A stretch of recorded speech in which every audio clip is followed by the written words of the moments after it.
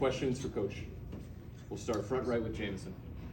Well, Coach, after losing the Stanley Cup Final, teams always say we'll be back. Rarely does it actually ever happen. Now that you've done it, how did this team get back now that you can look back at everything leading up to this point?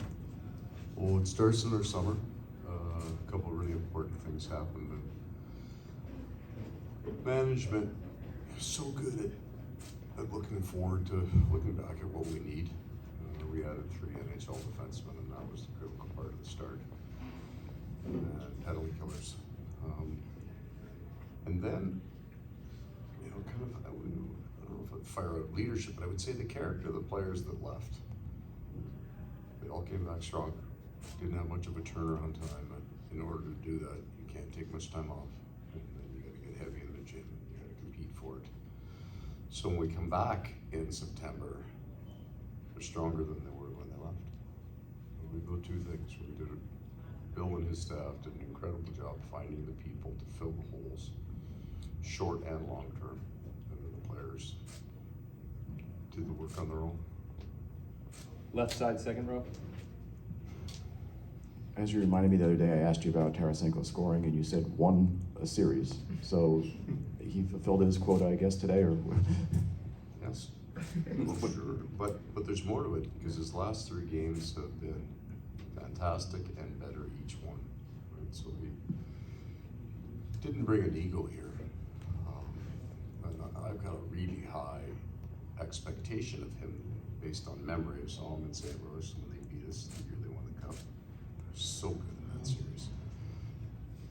And then he's a proud man as well, and he gets here and he shows up and we get all banged up, so we got a different line, he's on the left, he's the right.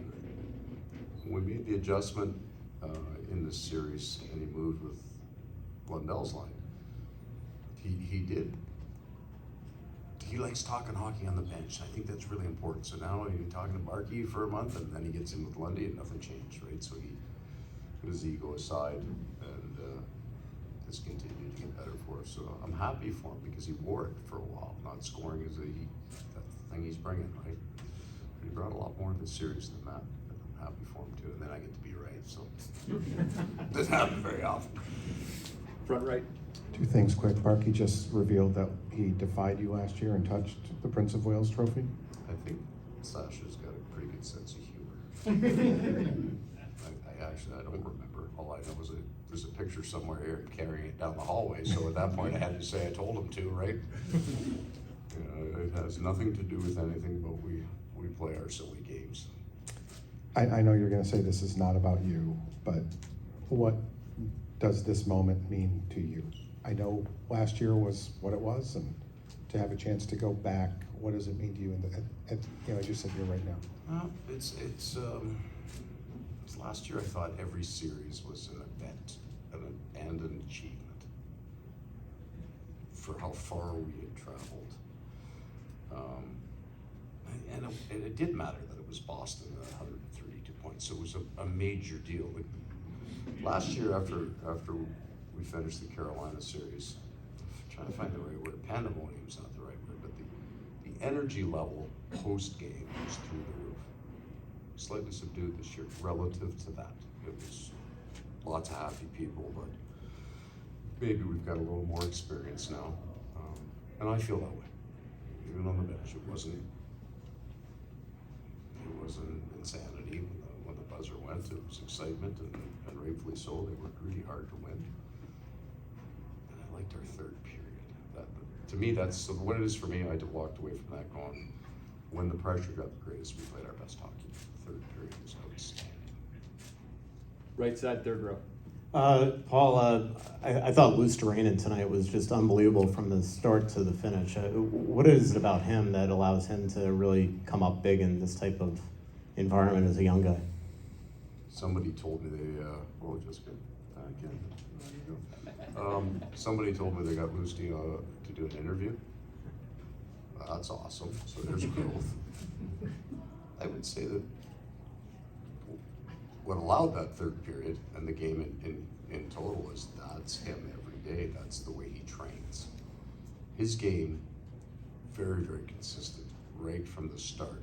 I don't think the coach, I've had very much of an impact on him at all. The change was he was at fourth line center the year before, and he was just clearly in training camp a top 9 guy. And then he just played like every practice, every game. He's on the puck. He doesn't take a practice off, doesn't take a shift off. So I don't think I would credit the other coaches. There's a few guys that work really strongly individually with video, but he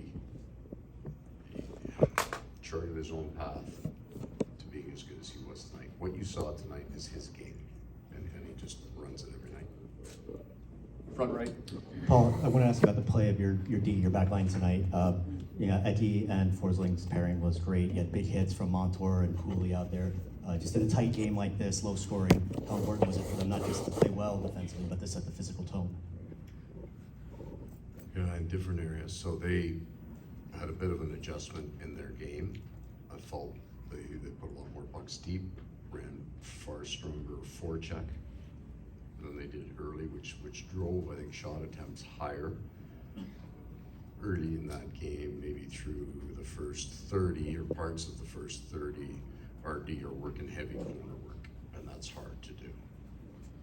But that won't be what I show them. What I will show them is the line holds in the third. They play against so much speed. First reaction for a defenseman is to give ice.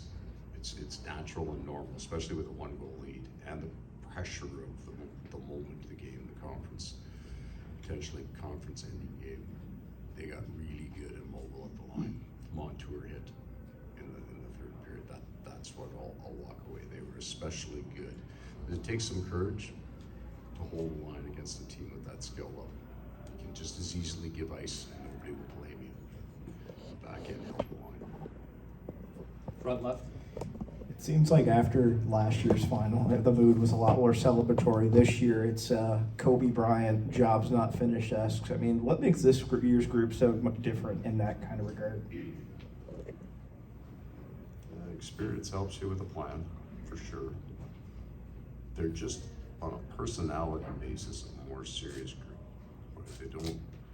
They're more even-keeled than last year's team, but we needed that last year. We needed them not to be even-keeled and be wired and jacked and celebratory. It was how we did get there.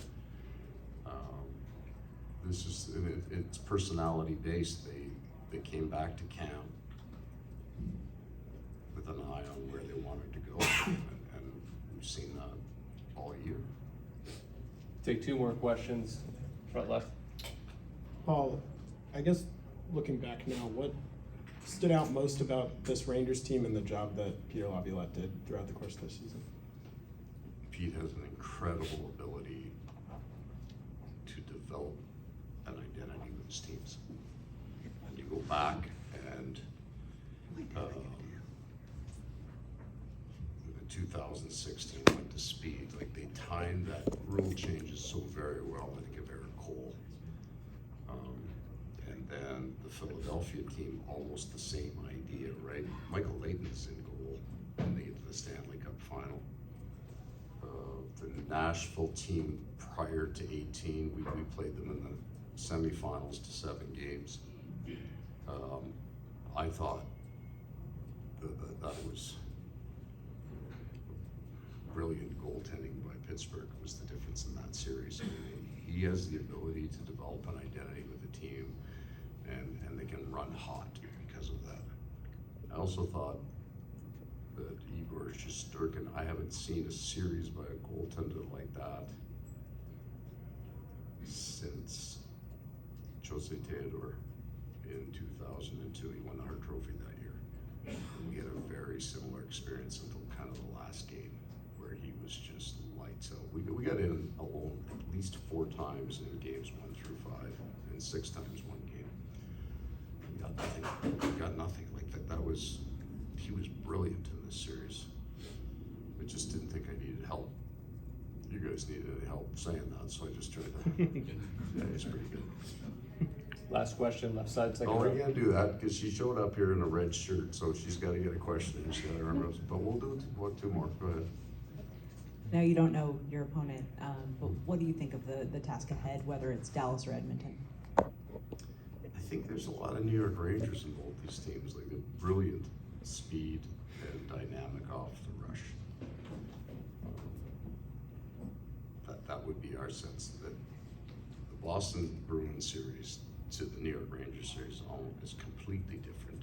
This will be more akin to what we've seen in our last series. So we think we've seen three completely different styles in some ways. Tampa was such a dynamic, broken play team. You could subdue them for a while if those guys could find a way. And that Boston series was as physical and as nasty as the series I've ever been about. Like the year before, the 80s, before they changed the rule, there was 86 hits in game 1 last year. It was the most physical game I've ever seen. But it took a year before it got mean. And that series was as mean and nasty as I've been a part of. And then this came out completely different diesels. Like the systems were completely, everything. It was a major shift for us. I think this will be more akin to what we see with